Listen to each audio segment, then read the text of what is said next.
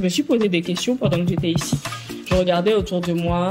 Je me suis juste dit, pourquoi pas le Bénin, en fait? Pourquoi pas, finalement, si ça marche pas pour toi en France, pourquoi pas rentrer ici au Bénin, t'installer et commencer quelque chose de nouveau? Je suis Elodie, freelance et formatrice dans la tech. En 2017, à la fin de mes études, je rêve de m'installer en Afrique. 7 ans plus tard, je concrétise ce projet en famille et on choisit la Côte d'Ivoire. C'est officiel, nous sommes désormais RIPAT, des afro-descendants qui reviennent vivre sur la terre de leurs ancêtres. Toi aussi, tu en rêves sûrement, mais tu as peur de ne pas trouver d'emploi stable, une éducation de qualité pour tes enfants ou des clients pour te lancer comme entrepreneur ou freelance.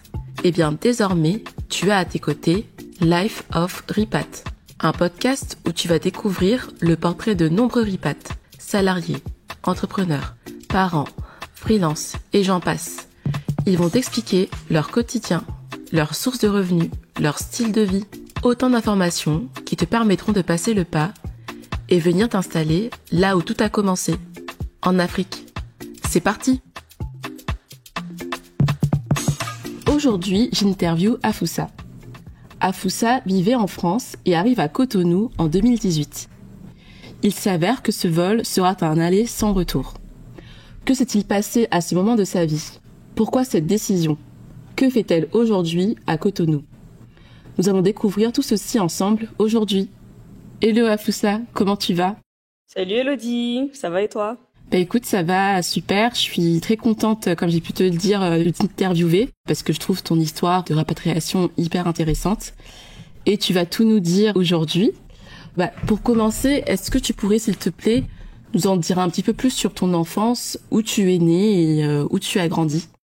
Oui, avec plaisir. Écoute, merci beaucoup de me recevoir. Ça fait plaisir aussi de partager cette petite anecdote, enfin petite entre guillemets, ce rapatriement, si on peut dire ça ainsi, dans mon pays d'origine, parce que je ne me considère pas comme une ripat, étant donné que je ne suis pas née au Bénin. J'ai pas quitté le Bénin pour y revenir. Je suis née, j'ai grandi en France. Je suis née dans le 94 à Ivry-sur-Seine. Et j'ai passé toute mon enfance, mon adolescence et le début de ma vie d'adulte en France. J'ai fait ma scolarité principalement au Kremlin-Bicêtre, où j'ai obtenu mon bac au lycée Darius Milhaud, et ensuite j'ai étudié à l'université, toujours dans le 94, à Créteil. Donc voilà, en gros. Ok, donc toute ton enfance et même toute ta scolarité en Île-de-France. Exact. Voilà, donc c'est là-bas que tu étais. Et du coup, en termes d'expérience professionnelle, est-ce que avant de rentrer, t'avais quand même quelques expériences en France ou pas du tout? Oui, alors moi j'ai eu un bac scientifique et ensuite j'ai fait un DUT diplôme universitaire de technologie, donc c'est niveau bac plus 2 en technique de commercialisation. J'ai choisi cette filière-là parce que ça te permettait rapidement d'avoir des expériences professionnelles à travers des stages. Donc en première et en deuxième année, j'ai eu à faire des stages, c'était assez basique dans tout ce qui était commercial, juste pour avoir une première expérience professionnelle. Et ensuite, j'ai enchaîné avec une licence et un master professionnel, on va dire, parce qu'à chaque année, j'avais l'obligation de réaliser des stages en entreprise. Donc j'ai eu à réaliser différents stages en entreprise, toujours dans le commercial, le marketing, etc. Et ensuite, une fois mon master obtenu, j'ai enchaîné avec des CDD de 6 mois, de 8 mois, d'1 an, principalement dans tout ce qui était marketing. Donc j'ai occupé des postes de assistante chef de projet notamment, dans des boîtes de marketing terrain et de marketing opérationnel. Donc c'était les premières expériences que j'ai eues. J'ai jamais eu de CDI en France et bizarrement, contrairement à plusieurs de mes camarades, moi j'ai jamais rêvé avoir un CDI. C'était pas quelque chose qui me faisait rêver à l'époque. Donc j'étais à l'aise avec ça. Peut-être parce que je savais que j'allais quitter, même si l'idée n'était pas claire encore dans mon esprit, mais je rêvais pas à décrocher un CDI à l'époque. Voilà.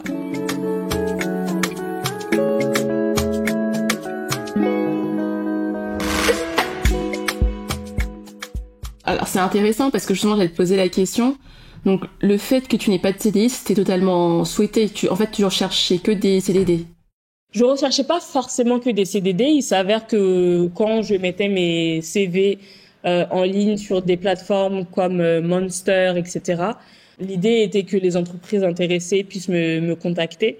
Après, je j'étais pas dans une démarche de recherche active de CDI. Si j'avais eu un CDI, ça aurait été tant mieux. Mais j'étais pas obsédée par le fait de décrocher mon premier CDI forcément une fois diplômée. Tout ce qui m'importait, c'était d'avoir de l'expérience professionnelle pour pouvoir me revendre après sur le marché. Mais je me rappelle à l'époque déjà mes camarades étaient là en mode je veux décrocher mon CDI parce que eux ils étaient dans l'optique décrocher un CDI, ensuite devenir propriétaire, etc. Je me suis jamais inscrite dans ce schéma-là personnellement. J'étais un peu comme une anomalie dans l'environnement dans lequel j'étais, dans lequel j'évoluais, parce que c'était pas des obsessions pour moi.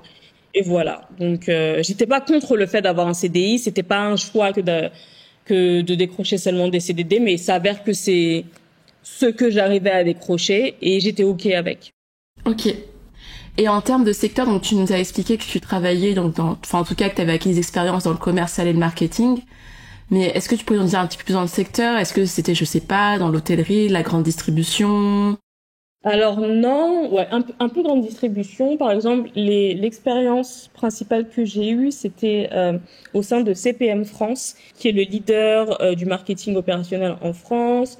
Il s'occupe notamment de tout ce qui est activité de merchandising dans les grandes surfaces spécialisées ou non. Par exemple, dès lors qu'il y a une activité commerciale, par exemple HP veut promouvoir un nouvel ordinateur qui sort.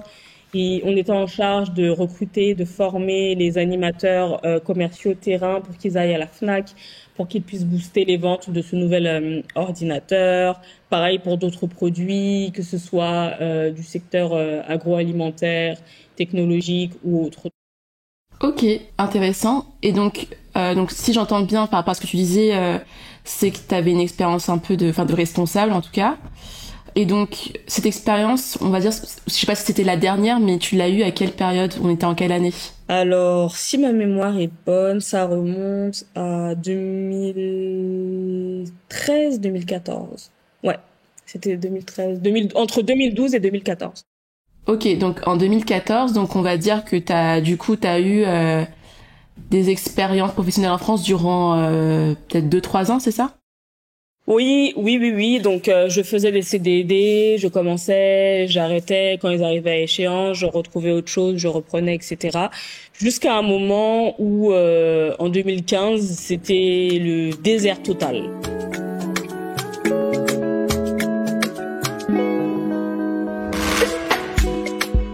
Pendant 2 ans, voire 3, je suis restée sans expérience professionnelle. Quand je dis sans expérience professionnelle, c'était sans expérience professionnelle qui avait un rapport avec ma formation universitaire. Donc j'enchaînais les petits jobs et encore les jobs alimentaires et sinon après c'était le calme plat quoi. Enfin j'arrivais pas à, je sais pas si mon CV ne plaisait plus, je sais pas si du coup les expériences professionnelles que j'avais acquises jusqu'alors n'était pas assez suffisante. Enfin bref, c'était le calme plat, c'était une période de désert total, professionnellement parlant, assez décourageante d'ailleurs parce que tu es là, tu es diplômé, tu as un master et puis tu es diplômé pas juste avec la moyenne quoi, tu vois, tu as été de manière globale une bonne étudiante durant tout ton cursus et puis tu vois tes camarades évoluer etc. Et toi tu es là, tu stagnes. C'est assez frustrant parce que du coup tu te dis que tu perds de la valeur, tu vois, sur le marché professionnel pendant que les autres évoluent. Toi, tu es là, tu stagnes. Et pour moi, soit on évolue, soit on régresse. La stagnation, c'est assez. Je pense que c'est pas très réaliste, surtout dans le monde professionnel. Donc, tu te déprécies en fait, professionnellement parlant. Donc, c'était assez compliqué, assez délicat. Ça a duré quand même 2 ans et demi, 3 ans. Donc c'est là où tu te demandes est-ce que tu es à ta place, est-ce que tu es dans le bon environnement, est-ce que tu es en phase avec ce qu'il y a autour de toi. Donc il y a pas mal de questions qui commencent à germer dans ton esprit quoi. En tout cas moi c'était mon cas. Bah merci pour ce partage et j'imagine aussi que on va peut-être revenir aussi dessus, mais tu es l'aîné de ta famille, c'est ça? Alors non, j'ai une grande sœur. J'ai une grande sœur qui s'appelle Sophia. Ah, ok. D'accord. Donc vous êtes 4 et t'es la deuxième. Exactement, Élodie, c'est ça.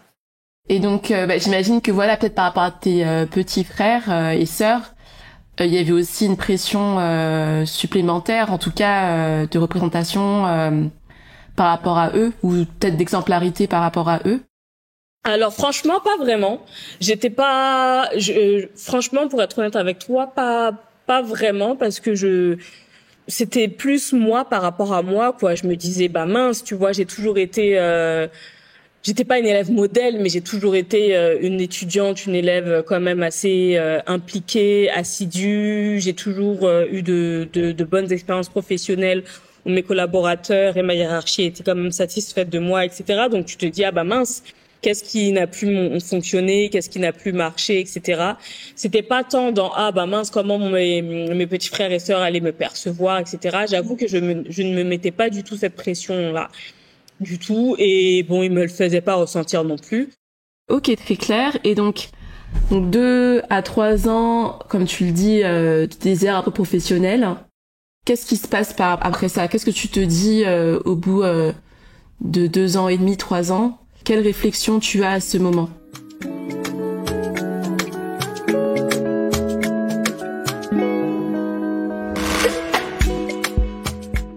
Alors, c'est une bonne question. Qu'est-ce que je me dis? Comme je l'ai expliqué un petit peu rapidement tout à l'heure, je me demande si je suis au bon endroit, en fait.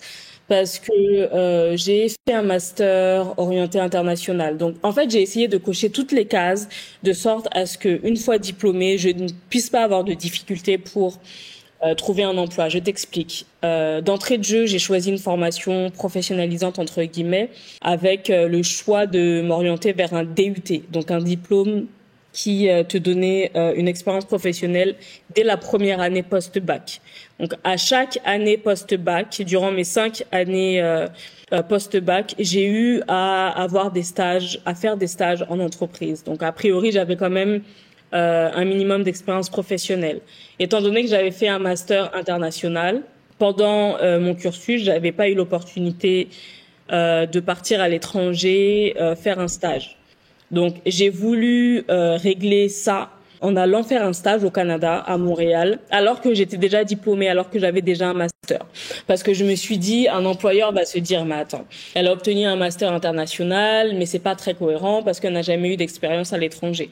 J'ai voulu régler tout ça en me disant, ok, Afoussa, maintenant tu coches toutes les cases et tu mets un maximum de chances de ton côté pour obtenir un poste qui corresponde à ta formation académique. Malgré ça, il s'avère que c'était pas le cas, donc j'ai vraiment commencé à me questionner en me demandant si j'étais vraiment à ma place, en me demandant si le système dans lequel j'évolue favorisait les profils comme les biens, parce qu'on va pas se mentir, dans le système francophone, il valorise plus ton diplôme. Mon diplôme, c'était pas un problème parce que j'avais un master, mais j'avais un master de l'université Paris-Est Créteil.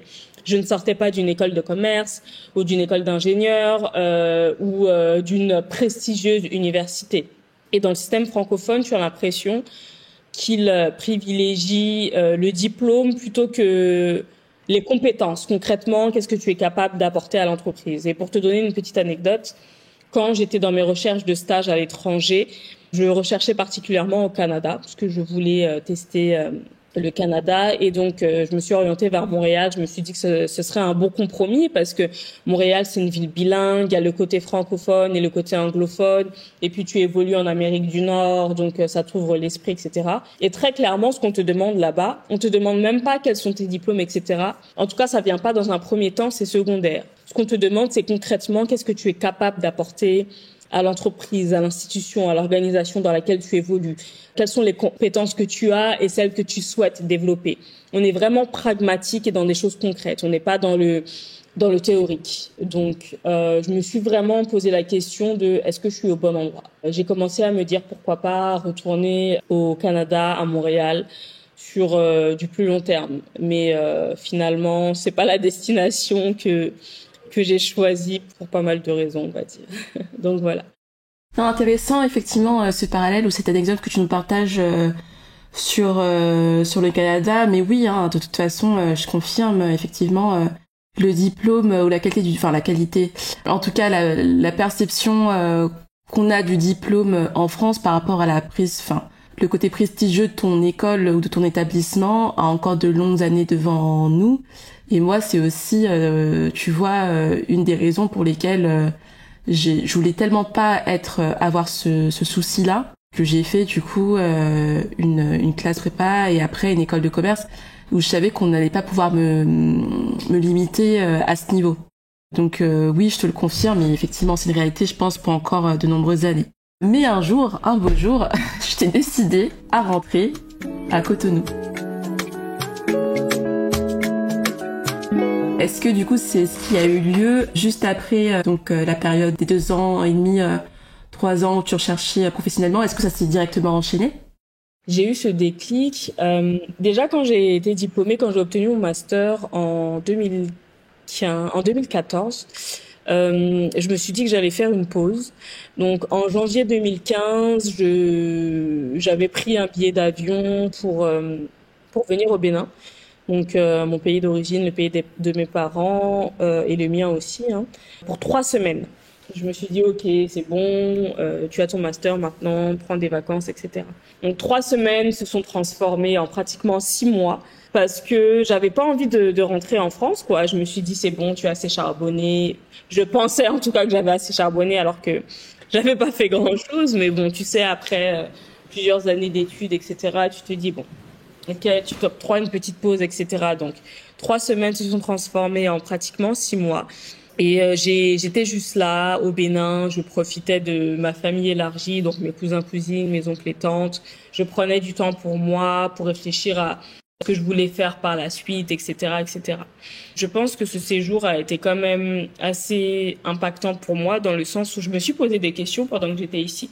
Je regardais autour de moi. Je me suis juste dit, pourquoi pas le Bénin, en fait? Pourquoi pas, finalement, si ça marche pas pour toi en France, pourquoi pas rentrer ici au Bénin, t'installer et commencer quelque chose de nouveau, ce qui pourrait paraître assez surprenant parce que quand tu poses la question à certaines personnes autour de moi, les gens vont te dire mais tu as eu un diplôme en France, etc. Qu'est-ce que tu vas venir faire ici? On va pas bien te payer, ce sera pas bien apprécié à sa juste valeur, etc. Donc, mais je sais pas, j'avais cette petite voix qui me disait juste pourquoi pas le Bénin. Et ça aurait pu être ailleurs. Hein. Je me suis juste dit pourquoi pas le Bénin par facilité parce que c'est mon pays d'origine, parce que je savais que j'aurais pas eu de soucis de logement, d'hébergement, etc. Donc ça a juste commencé à germer un petit peu dans mon esprit comme ça. Oui, ça faisait 6 mois que tu y étais, donc en fait, ça a pris le temps et vu que tu t'y sentais bien avec de l'autre côté, c'était compliqué depuis un certain moment Exactement. Ouais. Et juste, je reprends parce que tu disais que non, mais t'as peut-être pas si charbonné que ça. Bah si, d'un point de vue aussi pression mentale, psychologique, bah si, le fait de tout le temps chercher, etc., d'essuyer les refus. C'est chronophage, ça prend beaucoup d'énergie. Bien sûr. Et ça demande beaucoup. Ça peut être aussi assez fatigant. Donc si à ce niveau-là, t'as beaucoup. Enfin, ne te remets pas en question par rapport à ça. T'as beaucoup à travailler de ce côté. Mais donc oui, donc naturellement, c'est posé la question de Cotonou, d'accord. Et on est d'accord qu'à ce moment-là, quand tu t'es dit, bah pourquoi pas rester, tu ne savais pas ce que tu allais faire professionnellement. Absolument pas. Franchement, absolument pas, parce que bon, moi, j'ai pas mes parents ou ma famille élargie n'a pas forcément de connaissances. Hein. Moi, je viens d'une famille de mes tantes, mes oncles et tantes qui sont ici, sont principalement des commerçants. Donc, ils n'ont pas d'entreprise ou d'institution, etc. Donc, je pouvais pas compter sur je connais un tel ou un autre pour me placer dans telle ou telle autre entreprise. Donc je savais absolument pas quoi faire. Je me suis juste dit pourquoi pas le Bénin et advienne que pourra, quoi, c'est tout. OK. Ouais, donc t'as un peu fait confiance au destin. Et du coup, bah je suis curieuse, je veux en savoir encore un peu plus. Et donc aujourd'hui, que fais-tu professionnellement?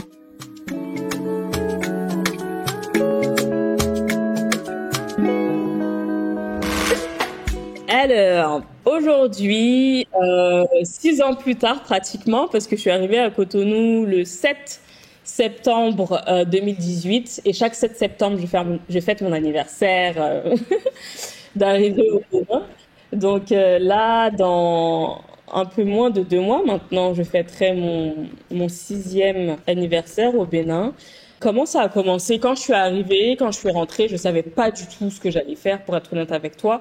Donc je suis arrivée sur place et je suis arrivée en toute modestie, je suis arrivée très humble en fait. J'avais une attitude très humble. Donc je me suis dit, tu viens dans un nouvel environnement. Ok, tu connais le Bénin, ou en tout cas tu penses connaître le Bénin parce que tu y rentres en vacances. En tout cas, ces dernières années, tu es rentré en vacances relativement régulièrement. Donc tu penses connaître le Bénin et ses réalités, alors que pas du tout. Parce que quand tu rentres en vacances, tu vois que le côté positif, ou en tout cas tu es là pour une période assez restreinte. Donc tu es là pour t'amuser, profiter de ta famille, que des choses positives que le Bénin a à offrir, et c'est très bien. Mais au quotidien, y vivre, c'est une toute autre réalité, et j'avais pas conscience de cette réalité. Donc tu penses connaître ton pays, mais tu le connais pas totalement. Parce que quand tu y viens dans un contexte particulier de vacances, de légèreté, etc. Maintenant, y vivre, c'est autre chose. Et comme je te disais tout à l'heure, j'avais pas de réseau particulier ni de contact. Donc ce qu'il fallait faire, c'était faut commencer de zéro, quoi. C'est-à-dire que le même struggle que je faisais en France, à Paris, je devais le reproduire ici. Donc refaire mon CV, aller démarcher des entreprises, identifier déjà des entreprises de la place qui sont bien établies, aller déposer des candidatures. Enfin voilà, retour à la case départ niveau recherche d'emploi. Pour mon premier emploi, je suis arrivée au Bénin, en septembre, comme je te disais, 2018, et j'ai commencé mon premier emploi au mois de mai 2019. Donc j'ai passé entre 6 et 9 mois, je sais plus trop, faudra que je refasse le calcul, sans activité. Tu vois, donc c'est pour te dire que c'était pas évident, parce que tu es au Bénin, c'est un nouvel environnement, etc. Mais il faut quand même faire ses preuves, il faut subvenir à ses besoins. Bon, j'avais pas de soucis de logement, comme je disais, parce que on a une maison ici, une maison familiale, et donc j'ai pas de loyer, j'ai pas de charges. A priori, j'avais pas de loyer ni de charge, donc du coup, ça me faisait une économie à ce niveau-là qui me permettait d'évoluer au quotidien. Mais le temps commençait à se faire long, quoi. Et je voulais absolument pas revivre ce que je vivais en France.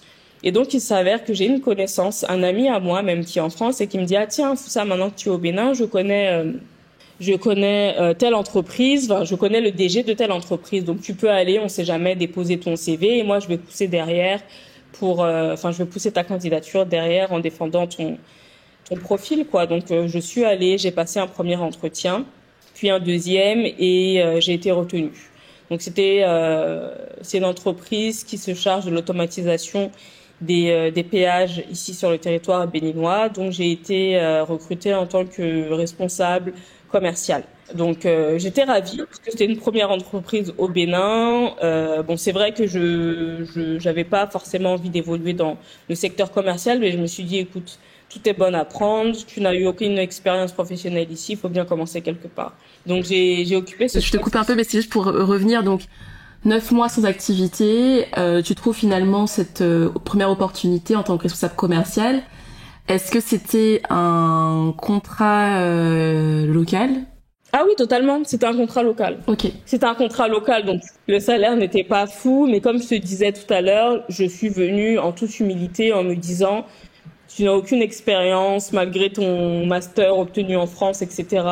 Fais comme si tu étais n'importe qui ici, quoi. Ne viens pas avec tes gros sabots en essayant de revendiquer ton master français chez une entreprise qui va finalement te payer comme un béninois lambda, quoi. Donc, et j'ai accepté ça, hein. C'était un parti pris, j'ai accepté ça.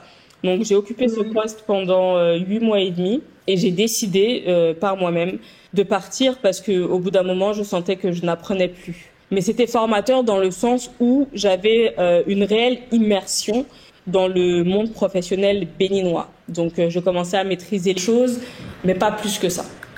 Et je sentais que j'arrivais au bout d'un cycle qui était très court, hein, qui a duré que 9 mois, mais dans mon esprit, il était clair pour moi qu'il était temps de passer à autre chose. Ok. Et du coup, alors je vais revenir sur ça parce que donc tu disais qu'à un moment que tu n'avais pas eu d'expérience après ton master, donc t'es venu en toute humilité, donc ça forcément c'est tout à ton honneur. Mais après ton master, t'as quand même eu des expériences en CDI, en CDD, excuse-moi. Oui, c'est vrai que j'ai eu quelques expériences en CDD. Si tu fais le cumul des expériences en CDD que j'ai eues, ça a duré 2 ans maximum, on va dire. Donc c'était encore très peu, quoi. C'est pas encore assez. Enfin, c'est assez compliqué de valoriser ça, à mon avis, quand tu cherches un travail après, quoi. Mais est-ce que tu en as quand même parlé? Enfin, je veux dire, tu les as quand même mentionnés. Ou tu t'es ça juste dit, t'étais diplômée. Ah oui, absolument, hein. Ça figurait sur mon CV. C'était pas caché. Enfin, je m'en cachais pas du tout. C'était connu. C'était su de mes employeurs. Et par rapport à ce premier poste, donc de responsable, est-ce que tu pourrais nous dire, ou juste nous donner une fourchette de ce que tu pouvais percevoir? Oui, absolument. Je vais m'exprimer en francs CFA. D'accord. C'était entre 200 et 300 000 francs CFA. Ok. Donc alors attends, moi j'ai payé ma nounou pour la crèche là de ma fille 200. Donc c'est 200 000 francs CFA, c'est ça? ouais c'est non 150 000. Mais j'étais déjà à un peu plus de 200 euros. Donc je pense que t'étais ouais entre 300 et 400 euros Voilà. par mois. Ok. Donc tu vois à quel point j'étais humble. Ouais clairement. D'accord. Ok. Mais bon, après, c'est toujours compliqué de faire la conversion en euros parce que très clairement, tu vis pas. Enfin, ici, le SMIC au Bénin, c'est un peu plus de 50 000 francs CFA mensuels. Donc, quand tu touches entre 200 et 300 000 francs CFA, tu n'es pas mal loti entre guillemets. Surtout si, comme moi, tu n'avais pas de charges ni de loyer à payer. Euh, j'ai- J'étais pas à plaindre. J'étais pas à plaindre. Après, c'est vrai que ça fait toujours peur, c'est effrayant quand tu fais la conversion en euros, ça vaut rien. Mais avec 300 000 francs CFA, ton pouvoir d'achat est beaucoup plus élevé que si tu avais 500 euros, quoi. Enfin, tu vois ce que je veux dire? Oui, et de toute façon, on en reparlera, c'est sur la partie plus effectivement, train de vie, en tout cas, pouvoir d'achat. Mais en tout cas, oui. Après, bon, c'est la réalité, et c'est aussi bien que tu aies fait effectivement ce parallèle entre le minimum local et le niveau auquel tu étais. Mais ok, très bien. Donc c'est une première expérience qui a duré 8 mois et demi. Donc entre cette expérience-là et ce qui nous amène aujourd'hui où tu en es à 6 ans plus tard, ou du coup maintenant 5 ans plus tard, quelle était ton expérience qui a suivi?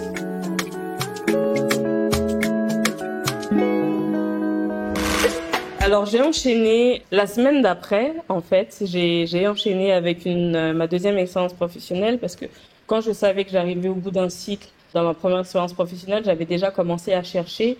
Et puis, il s'avère que mon nouvel employeur était une de mes connaissances de base qui est devenu un ami à moi, que je connaissais depuis la France. Lui, il était au Bénin.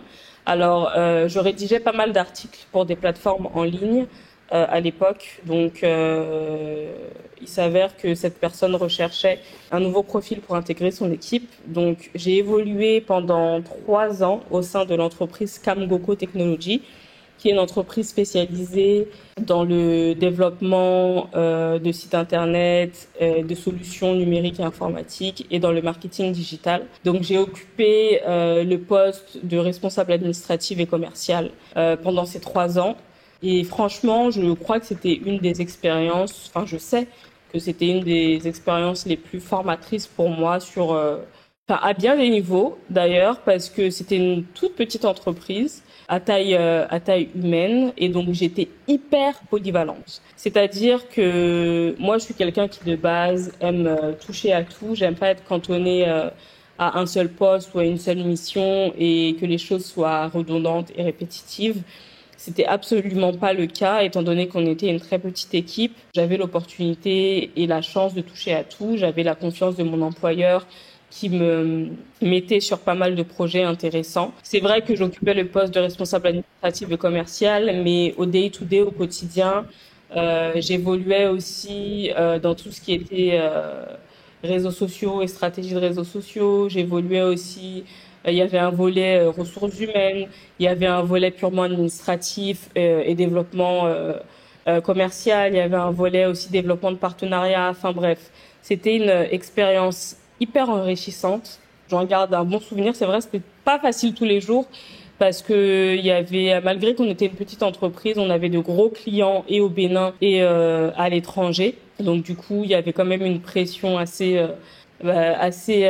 présente au boulot, mais c'était très formateur et d'un point de vue professionnel et d'un point de vue personnel. Et ça m'a vraiment, là, j'étais en full immersion dans les réalités du monde professionnel au Bénin. Et ce que j'ai apprécié, c'est vrai, c'est une entreprise locale, mais qui est quand même pas mal ouverte sur le monde, sur l'extérieur, une ouverture d'esprit de son dirigeant aussi, hein, qui s'est reflété, qui a su insuffler ça aussi dans la manière dont l'entreprise était développée. Donc, ouais, j'ai enchaîné tout de suite après avec cette expérience de 3 ans. Et pareil, au bout de 3 ans, je sentais que j'arrivais au bout d'un cycle, donc je suis passée à autre chose encore. Ok. Et du coup, tu l'as aussi dit tout à l'heure, mais tu disais qu'effectivement, tes 2 expériences t'ont permis vraiment de t'immerger dans la réalité professionnelle locale, donc béninoise. Est-ce que tu pourrais nous donner des exemples d'éléments je sais pas, qui étaient vraiment spécifiques, qui étaient très local par rapport à ce que tu as pu connaître en amont en France, d'un point de vue professionnel? Ça, j'aime bien cette question parce on me la pose. C'est une question qui revient assez souvent, mais je pense que c'est comme partout. C'est pas propre au Bénin. Quand tu arrives dans un nouvel environnement, il faut que tu puisses être dans en tout cas, ce qui fonctionne pour moi, c'est que moi, j'aime bien être en mode observatrice dans un premier temps. C'est-à-dire que jusqu'à présent, j'avais eu des expériences professionnelles qu'en Occident, donc principalement en France et une expérience au Canada. Donc, je suis pas venue ici pour appliquer le modèle que je connaissais, faire un copier-coller de ce qui fonctionne en France et l'appliquer au Bénin, puisque de toute façon, ça n'aurait pas fonctionné. Donc, j'ai pris le temps d'observer, de voir dans quelle dynamique s'inscrivaient les relations interpersonnelles, dans quelle dynamique en fait évoluaient les relations interpersonnelles dans l'environnement professionnel au Bénin. Voilà, je me suis mise en mode observatrice pour pouvoir ne pas faire d'impair en fait. Il y a des choses qui auraient pu passer en France et qui ne passent pas forcément, qui ne passeraient pas forcément ici. Par exemple, voilà, un exemple concret. En France, tu sais, tu as l'habitude d'appeler ton N+1, N+2, même le CEO de ton entreprise par son prénom. Tu le vois, mais tu l'appelles par son prénom. Ici, très souvent, en tout cas dans la plupart des cas, les gens aiment qu'on les appelle monsieur ou madame. C'est-à-dire que si j'ai un collègue qui s'appelle François, il aime qu'on l'appelle monsieur François ou madame Sonia ou monsieur Jospin. Enfin, j'en sais rien, quoi. Les gens aiment ce besoin de... je sais pas, ils trouvent une satisfaction à ce qu'on les appelle monsieur ou madame. Ça, c'est quelque chose qui peut sembler anodin, mais tu sens que les gens tiennent à ça ici dans l'environnement, dans les entreprises locales, en tout cas dans lesquelles j'ai eu à évoluer. Tu sens que c'est quelque chose qui tient à cœur. Donc, tu vas pas venir le matin en disant, ah, tiens, bonjour François, alors que c'est ton responsable hiérarchique. Il va se sentir un petit peu heurté, un petit peu froissé en mode, mais elle est impolie, celle-là, quoi. Je suis ton responsable, tu m'appelles monsieur, quoi. Tu vois ce que je veux dire? Alors que, en France, c'est pas le genre de considération que tu aurais eu, quoi. Ouais, en fait, c'est peut-être qu'en France, tu vois, la hiérarchie, on essaye, en fait, elle est présente, mais on essaye, en tout cas, en fonction des entreprises, surtout, moi, j'ai évolué dans l'environnement start-up, à l'effacer, ou du moins la rendre le moins présent possible pour éviter, pour peut-être limiter la gêne, alors que là-bas, non seulement elle est présente, mais il faut peut-être la marquer au quotidien. Oui, je pense en tout cas, il y a cette crainte il y a cette crainte de je veux pas me rendre trop accessible pour pas accessible, ouais. Familiarité ou dans le manque de respect. Tu vois. Après, je juge pas, je peux comprendre. C'est vrai qu'au début, je trouvais ça un petit peu différent de ce que je connaissais forcément, mais moi, je joue le jeu. Hein. J'ai aucun problème à appeler quelqu'un Monsieur François si il estime que pour lui, ça veut dire que je ne lui manque pas de respect. Alors, va pour Monsieur François. J'ai aucun problème avec ça. Oui, ça te coûte rien. Mais oui, ok, d'accord. Donc effectivement, il y a des différences comme ça. Ok. Et donc pour ce rôle-là, est-ce que tu étais resté sur le même niveau de rémunération ou tu avais pu négocier davantage? Non, c'était le même niveau de rémunération. C'était le même niveau de rémunération pendant 3 ans. aussi. Ok, d'accord, ça marche. Et donc par rapport à donc là, tu étais encore chez tes parents à ce moment-là? Oui. Ok, donc oui, t'avais ton loyer, etc. Enfin, t'avais pas de loyer justement. Et donc j'imagine que ça te suffisait pour vivre. Mais si par exemple t'avais eu à payer un loyer, etc. Est-ce que ça aurait été suffisant? Alors, si j'avais eu à payer un loyer, ça aurait été beaucoup plus délicat. Ou en tout cas, mon loyer aurait dû être très bas, quoi. Tu vois ce que je veux dire, pour que je puisse D'accord. m'assurer quand même un niveau de vie assez acceptable. Mais donc oui, là, franchement, ma chance, c'est que vraiment, j'avais pas de charges de loyer à payer, quoi. Je payais mon forfait internet et tout ce qu'il me fallait pour vivre moi personnellement, quoi. Donc j'avais aucune charge et ça m'a grandement aidé. Dans le cas contraire, ça aurait été compliqué. Ça aurait pas été impossible parce que beaucoup de Béninois ont des loyers et vivent avec ce niveau de salaire, donc c'est très possible. Mais ça aurait été plus contraignant, on va dire. Oui, oui, j'imagine. Ok.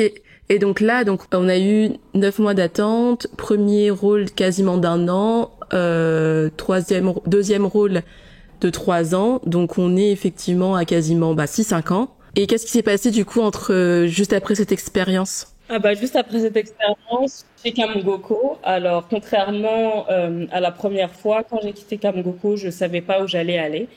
Donc je me suis dit, Afoussa, tu arrives au bout d'un cycle, il faut mettre fin à cette expérience professionnelle. Donc j'ai quitté en bons termes l'entreprise Kamgoko Technologies et j'ai cherché un nouvel emploi. Donc j'ai refait mon CV, je l'ai mis à jour. J'ai refait mon LinkedIn aussi et j'ai postulé. Mais là, je me suis dit, OK, tu as déjà accumulé près de 4 ans d'expérience au Bénin. Donc, essaye de passer à un niveau supérieur, entre guillemets, on va dire, pour prétendre à un niveau de salaire beaucoup plus élevé. Enfin, beaucoup plus élevé, c'est relatif, mais en tout cas, je voulais passer à un niveau de salaire supérieur et je me suis dit que là, j'avais de quoi faire valoir mon expérience professionnelle du coup et à l'étranger et au Bénin. Parce que 4 ans, c'était quand même pas négligeable au Bénin. Donc, j'ai visé des entreprises, des institutions qui avaient des valeurs, on va dire, avec lesquelles je me sentais en phase. Donc, je les ai identifiées et j'ai envoyé mon CV. Et donc, 2 mois plus tard, donc j'ai quitté Kamgoko en fin février 2023. Et début mai 2023, donc depuis un peu plus d'1 an maintenant, j'ai intégré l'agence de développement de CMS City, au sein de laquelle, j'occupe le poste d'attaché de direction. Déjà félicitations. J'imagine du coup que tu travailles avec Claude. Exactement. Tu connais. Oui, bon après moi je suis pas là pour parler de moi, mais ça fait 7 ans, tu vois, moi depuis que je suis diplômée, que je suis passionnée par l'écosystème tech et startup en Afrique de l'Ouest et centrale. Et ma toute première expérience, c'était avec Christian Gékinou, qui est aujourd'hui un mentor et un grand frère. Et du coup, c'était dans tout ce qui était développement. Donc, on a travaillé avec l'AFD, l'Agence française de développement, D'accord. Et l'ensemble des incubateurs en Afrique de l'Ouest et centrale. Et quand je finissais mon expérience avec lui, donc à Bondinov, sur le programme Afrique Innove, je crois que c'était en 2018, je sais plus exactement, CMS City, en tout cas, se créait. Donc, c'était de tout début. Et il est aussi en contact avec... il connaît bien, je crois que c'est même une amie à lui, Claude. Mm-hmm. Donc c'était la première figure qu'on voyait. Donc bon voilà, ça m'est resté. Je la connais pas personnellement, mais ça m'est resté. D'accord, ok. En tout cas, ouais, félicitations, c'est super. Merci beaucoup. Donc effectivement, j'occupe ce poste depuis 1 an et 3 mois maintenant. 3-4 mois bientôt. Le poste d'attaché de direction qui veut pas dire grand-chose a priori, mais de manière globale, pour t'expliquer ce que je fais en tant qu'attaché de direction, forcément, il y a une grosse partie administrative, mais aussi il y a une grosse partie opérationnelle dans la coordination et le suivi de projets très intéressants dans différents domaines, que ce soit les industries culturelles et créatives ou tout ce qui est recherche, entrepreneuriat, etc. Parce que le but de l'agence de développement de CMS City, pour représenter rapidement, c'est vraiment de créer un écosystème, pas seulement au Bénin, parce que ça a une vocation régionale, un écosystème un écosystème au sein duquel tu peux retrouver des chercheurs, des entrepreneurs, des apprenants, qui soient en mesure en fait de développer, qui soient en mesure d'avoir les compétences qui sont requises sur le marché africain aujourd'hui mais aussi et surtout demain. Donc voilà, avec l'innovation en fond, bien entendu, et donc l'idée c'est de créer cet écosystème hyper dynamique pour faire bénéficier les jeunes africains. Ok, et donc là, par rapport à ton rôle, donc j'imagine donc que tu suis l'ensemble de la mise en place de ces programmes ou initiatives, mais d'un point de vue administratif. Oui, d'un point de vue administratif et opérationnel aussi. D'accord. Et est-ce que par exemple, alors ça c'est plus par curiosité, mais je sais qu'il y a un grand plan de développement de WIDA. Est-ce que ça c'est à votre niveau, tout ce qu'il y a à faire au niveau, même je pense, c'est peut-être plus immobilier, mais le fait qu'il souhaite rénover la zone. Alors je sais pas si est-ce que ça fait partie de vos projets ou ça non c'est encore autre chose, c'est plus gouvernemental. Ça c'est autre chose, mais il faut dire que le CMS City, le passage à échelle de CMS City, c'est la construction d'un campus à Ouidah, justement. Effectivement, Ouidah, c'est une ville qui sera de plus en plus dynamique dans les années à venir, avec pas mal d'initiatives qui sont en train de se mettre en place, dont le futur campus de CMS City, qui s'étendra, sur un peu plus de 300 hectares. Waouh. Ok.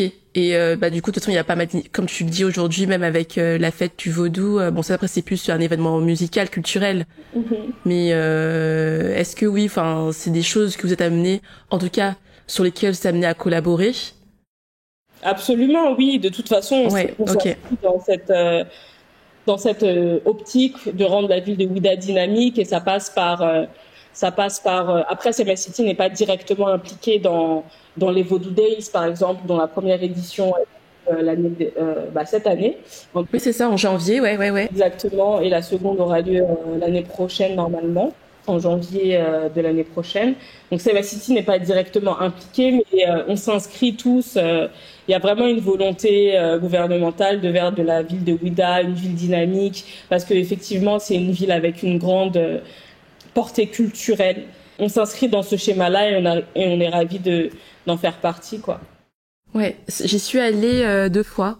Donc là, et dernièrement, c'était en décembre, justement. Donc c'est là où, nous, au moment de partir, alors j'y suis allée parce que mon mari est béninois. Mais au moment de partir, effectivement, il y avait les Vaudou Days. Oui.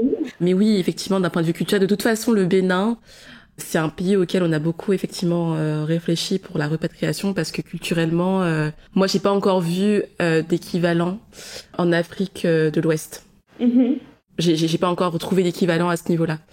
Mais bon, ok, en tout cas très intéressant. Et donc là, ça a fait 1 an et demi. Donc est-ce que c'est toujours un CDD, c'est un CDI, c'est Alors c'est un contrat de 2 ans renouvelable. Ok, et là, c'est actuel, je sais pas du coup si tu peux donner une fourchette.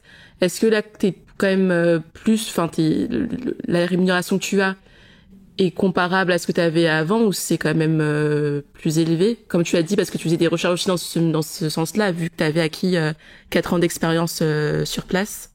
Exactement. Donc effectivement, je suis pas au même niveau de salaire qu'avant, c'est plus élevé.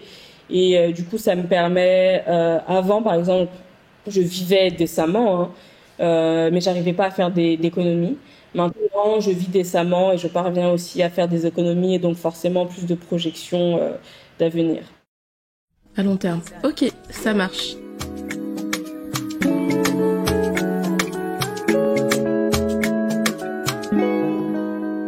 Est-ce que donc par rapport maintenant, donc là tu as 5-6 ans d'expérience sur place, professionnellement, comment tu te sens? Est-ce que tu te sens sereine professionnellement, même pour la suite? Parce que tout ce que j'ai pu voir aussi, finalement, tes expériences se sont enchaînées assez rapidement. Comment tu te sens professionnellement quand tu te projettes? Est-ce que tu arrives à te projeter justement sereinement à Cotonou par rapport sur ce plan-là? Alors, c'est une bonne question. C'est une bonne question. Je suis pas inquiète, on va dire. Je suis pas inquiète, mais dans le même temps, je suis pas le genre de personne qui fait des projections à 10 ans, quoi, sur le long terme. En tout cas, j'ai arrêté depuis un bon moment de faire des projections sur du trop long terme. Je suis pas inquiète, je suis pas non plus 100% confiante en mode c'est tout tracé maintenant, etc. Mais je suis pas inquiète tant que je fais les efforts pour toujours progresser dans mon travail, parce que pour moi, je suis toujours en apprentissage. Hein, je veux toujours développer de nouvelles compétences, etc., m'améliorer, etc. Donc, il n'y a pas de raison pour que les choses se passent autrement, a priori, quoi. Après, j'ai l'impression aussi, tu vois, qu'il y a plus une logique, je me dis si je me trompe, mais d'opportunités, on est peut-être moins, peut-être par rapport à ce que tu vis, hein. Qu'en Occident, à plus être, ok, je regarde j'évolue, mais selon un plan de carrière assez précis, où là, je me dis, que t'as évolué, mais c'était plus pour des opportunités que tu trouvais. J'ai l'impression que oui, qu'on est peut-être moins sur un plan assez précis. C'est plus des opportunités, ou peut-être que ça s'est aussi ressenti dans les entretiens que tu as fait. Est-ce qu'on regardait, on attendait de toi que tu aies des expériences très précises sur un point en particulier? Ou par exemple, ce qui a fait la différence même pour City, c'est le fait que tu aies déjà eu d'expérience tout simplement localement. Pour City, je sais pas vraiment ce qui a fait la différence. Je pense que c'est un tout. Hein. C'est mes expériences avant de rentrer au Bénin et forcément et surtout aussi mes expériences ici. Parce que du coup, j'avais une connaissance aussi des réalités locales, chose qui est très importante. Moi, personnellement, il est vrai que j'avais pas de plan de carrière là, tout tracé dans mon esprit, etc. Pour certains, c'est dangereux, et pour d'autres, au contraire, ils se disent que ça te laisse cette latitude de faire des choix plus ou moins risqués ou plus ou moins inattendus, on va dire.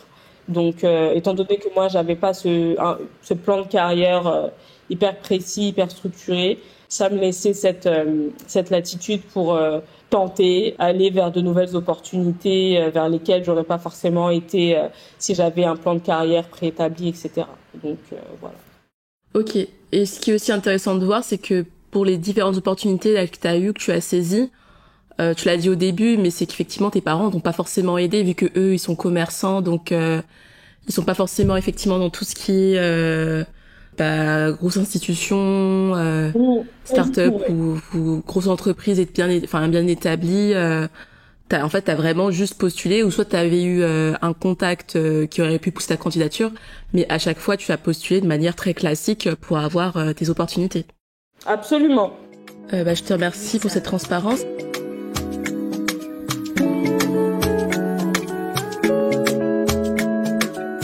Et du coup, niveau finance, bon, tu l'as dit, là ça va quand même mieux. Est-ce que tu sens quand même qu'en pouvoir d'achat, donc par rapport au montant qu'on on va pas comparer à ce que tu gagnais en France, mais est-ce que tu sens quand même que t'es à l'aise, notamment avec ce que tu gagnes maintenant? Ah oui, totalement. Hein. Franchement, je suis très à l'aise. Je me plains pas du tout. Je vis très très très très décemment, pour ne pas dire correctement. Enfin, j'ai pas de soucis. Je peux vivre, me faire plaisir. Je peux économiser. Donc franchement, je suis pas à plaindre du tout. Et aujourd'hui, alors tu me l'as pas dit, mais donc tu vis seule. Enfin, je veux dire, est-ce que t'as des enfants, ou c'est juste pour savoir, parce que c'est aussi intéressant pour les personnes qui nous écoutent de savoir quelle est ta situation familiale. Ah oui, alors non, alors c'est vrai que j'ai pas de charge par rapport à des enfants encore, parce que je n'ai pas encore d'enfants. Donc j'ai pas de charge, et je vis aujourd'hui avec mon mari. D'accord, ok. Félicitations. Merci. Mais du coup, effectivement, donc j'imagine que vous contribuez à deux. Oui, oui. Dans les charges. Mais donc, en tout cas, ce que tu gagnes permet effectivement de contribuer aux charges du foyer, et toi de garder aussi pour toi. Absolument, totalement. Pour tes plaisirs personnels. Okay. Exactement. Super. Et est-ce que ça te laisse la latitude de voyager? Est-ce que par exemple tu pourrais voyager régulièrement? Je sais pas s'il y a le besoin en France, parce que si je me trompe pas, il reste à maman. Oui, absolument. J'avoue que quand je suis rentrée au Bénin, j'ai fait 3 ans sans rentrer en France, et c'était pas par manque de moyens, c'est parce que très honnêtement, je ressentais pas le manque du tout. J'avais pas forcément envie de rentrer en France. J'avais pas le manque de la France, etc. Donc bon, voilà. La première fois donc comme je te disais, je suis venue en 2018. La première année où je suis rentrée en France, c'était en 2022. Donc je suis rentrée en France en 2022. Ensuite, je suis retournée en 2023 aussi. L'année dernière, d'ailleurs, je suis rentrée en France 3 fois. 2 fois à titre personnel et 1 fois pour le boulot. Voilà. Pour répondre à ta question, oui, je peux me permettre de voyager, de voyager, de me faire un beau voyage 1 fois dans l'année, etc. Enfin, il n'y a pas de problème. Ok, intéressant. Et donc côté administratif, alors c'est vrai que quand toi t'es parti, c'est dans un cadre de vacances et après juste les choses sont faites naturellement et tu es resté parce que tu te sentais bien sur place. Mais aujourd'hui, que peux-tu nous dire niveau santé? Est-ce que tu as une mutuelle locale, tu as une mutuelle qui te permet que tu as gardée en France, qui te permet de rentrer si besoin ou pas du tout? Alors, j'ai une assurance locale de par mon travail. J'ai une assurance maladie. Donc voilà. J'avoue que avant que je ne travaille, j'avais pas souscrit à une assurance particulière sur place. Mais c'est de par mon statut de professionnel ici que j'ai eu une assurance et j'ai toujours ma mutuelle en France aussi en parallèle au cas où. Mais voilà. D'accord. Donc oui, donc localement, effectivement, ça a été pris en charge par ton entreprise. Donc ça, c'était assez. Ça devait être assez fluide. Et les frais de santé, j'imagine que du coup, c'est un peu transparent pour toi parce que avec la mutuelle, c'est pris en charge. Exactement. Ouais, ok. D'ailleurs, c'est quoi le poste, si tu peux me dire par rapport à ta situation, le poste des dépenses le plus cher si tu compares par rapport à ce que tu avais avant, ou le poste qui te coûte vraiment le plus cher actuellement à Cotonou? Le poste de dépenses, je veux dire. Est-ce que c'est le logement, la santé? Est-ce que c'est les habits? Je sais pas, c'est la nourriture? Oh, c'est une bonne question. Le poste de dépense le plus cher, je dirais que c'est les loisirs. Je dirais que c'est les loisirs. Je vais pas dire le loyer parce que nous, on a une bonne, en tout cas, mon mari a une bonne occasion parce que il a emménagé dans l'appartement où on vit 1 an avant notre mariage. C'était une nouvelle construction, un appartement neuf, etc. C'est un 4 pièces, donc 3 chambres, un salon. Et on paye un loyer franchement pas cher pour une nouvelle construction, la localisation, etc. Donc, je dirais, c'est pas le loyer, je dirais que c'est les loisirs et peut-être la nourriture, dépendamment de ce que tu manges. Mais non, je vais même pas dire la nourriture. Je dirais les loisirs. Je dirais les loisirs. C'est vrai que certaines denrées alimentaires le prix de certaines denrées alimentaires a augmenté, mais de manière globale, je dirais peut-être les loisirs, ouais. Ok, donc ça reste quand même, c'est positif parce que c'est quelque chose dont t'as pas besoin tous les jours. Exactement. Et je cite pas la santé parce que Dieu merci, je tombe pas souvent malade, donc je vais pas souvent à l'hôpital et j'achète pas souvent de médicaments, etc. Donc, mais ça peut être un poste de dépense quand même important pour certains foyers, ça il faut en avoir conscience. Mais moi, pour mon cas précis, c'est pas le cas. Ok. Et côté juste loyer, est-ce que tu as une connaissance, maintenant que ça fait quand même 6 ans que tu es sur place, bientôt 7, est-ce que tu peux nous donner une idée, par exemple, bon après ça dépend des quartiers j'imagine, mais une idée, tu vois, peut-être des loyers à Cotonou, je sais pas, c'était plus proche de La Page, de Fitch-Rossey ou... Ah oui, d'accord, ouais, donc effectivement, Fitch-Rossey, par exemple, c'est un quartier... assez populaire où il y a pas mal d'expats, il y a la plage, etc. Donc le niveau de loyer va être beaucoup plus élevé qu'un quartier à Akpakpa, par exemple. À Fitch-Rossey, tu peux te retrouver avec un loyer autour de 300 000 francs CFA, 400 000 francs CFA, dépendamment du... Pour un F4? Ah, pour un F4, ça risque d'être un peu plus que ça, je pense. Mais après, tu peux tomber sur des bonnes occasions, ça dépend. Je maîtrise pas les niveaux de loyer très très précis là-bas, mais c'est vrai que Fitch-Rossey, c'est pas mal coté, parce que comme je t'ai dit, pas mal d'expats, il y a la plage, pas mal de nouveaux coins, restos, etc. C'est assez vivant, dynamique, tout ça. Donc, le niveau de loyer peut être plus élevé qu'ailleurs à Fitch-Rossey, ouais. D'accord, ok. De manière globale, si tu t'essayes de prendre, tu te resitues 7 ans avant, bon, c'était un petit peu douloureux, donc on va dire, allez, 8, 9 ans avant, quand peut-être que tu étais encore en poste durant ton dernier CDD en France. Et quand tu vois ta vie aujourd'hui, ton évolution, comment aussi tu vis aujourd'hui, qu'est-ce que tu te dis? Je me dis que finalement, je pense que j'étais juste pas au bon endroit en fait. Ça confirme le fait que j'étais pas au bon endroit. Enfin, je veux dire, tu vois, je suis au Bénin depuis 2018. Là, on est en 2024, donc 6 ans. J'ai déjà eu 3 expériences professionnelles. En France, j'avais du mal à trouver. Ici, j'ai pas trouvé. Ma première expérience, je l'ai pas trouvée du jour au lendemain non plus. Mais après, les choses se sont pas mal enchaînées. Je sais pas. J'ai l'impression que je suis là où je dois être. J'ai juste cette impression que je suis là où je dois être. Je me sens chez moi ici. Je vis bien. La vie n'est pas rose tous les jours. Attention, faut pas se méprendre. Mais je suis à l'aise avec mon style de vie, avec mon environnement. Je m'y sens bien tout simplement et c'est drôle hein, mais quand je rentre en France etc. Je suis hyper contente de rentrer en France parce que je sais que c'est temporaire que c'est juste pour 1 semaine ou 2 semaines etc. Mais quand je reste un peu trop longtemps il y a des moments où je ressens le manque de Cotonou quoi très clairement. Et quand j'arrive de nouveau à Cotonou je suis contente de rentrer à Cotonou. Je me dis enfin chez moi tu vois alors que je suis pas née j'ai pas grandi ici. Mais j'ai quand même j'ai un lien particulier avec Cotonou quoi. Et je suis ravie. Ouais, et je le suis vraiment pour toi aussi.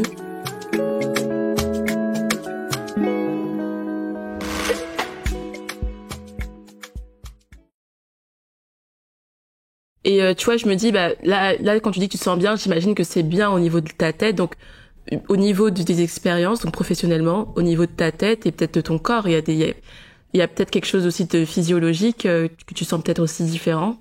Peut-être aussi, peut-être, ouais. J'avoue que je me suis pas posé la question au niveau physiologique, mais peut-être, ouais. Bon, en tout cas, ce serait pas impossible en tout cas.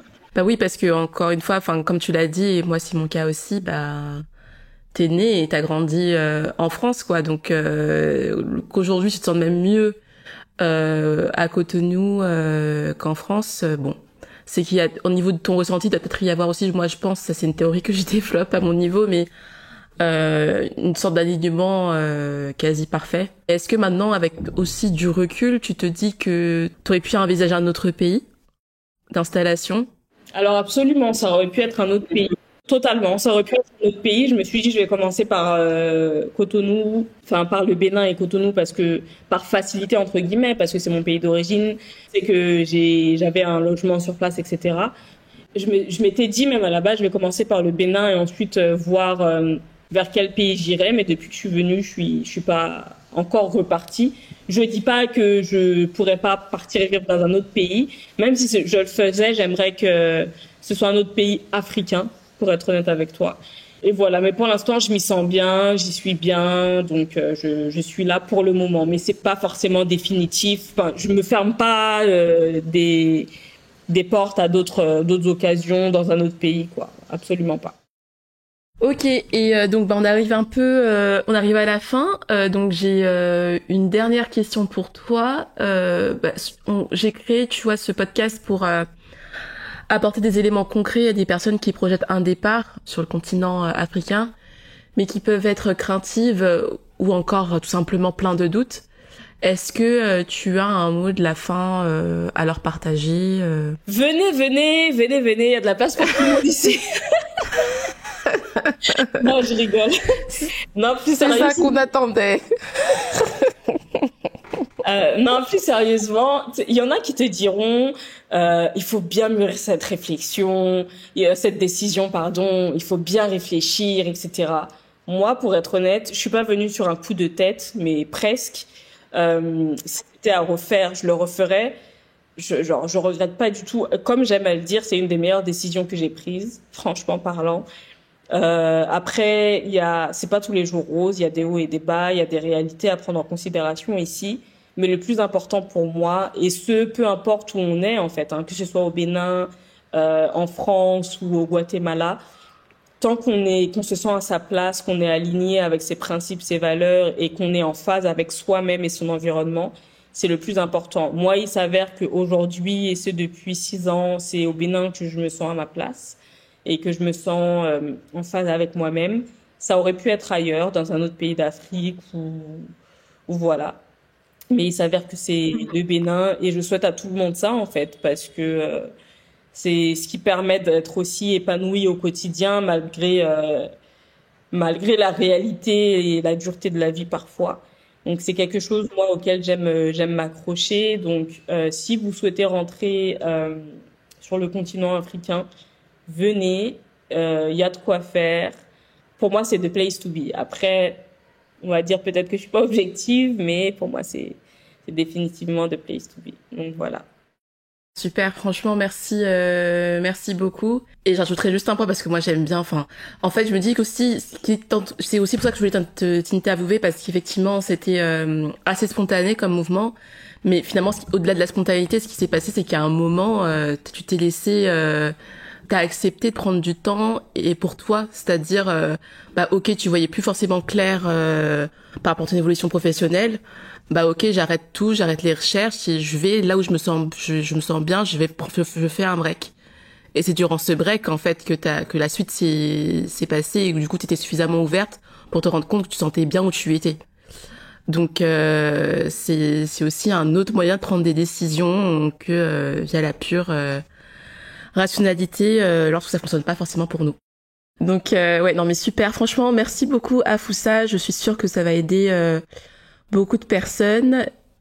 Et moi je viens bientôt alors je sais pas quand exactement mais je viens quand même bientôt à Cotonou parce que alors là au moment où j'enregistre l'épisode j'y suis pas encore mais dans un mois je m'installe en Côte d'Ivoire avec monsieur et notre fille et nos grands-parents Sérieusement? Ouais bah oui.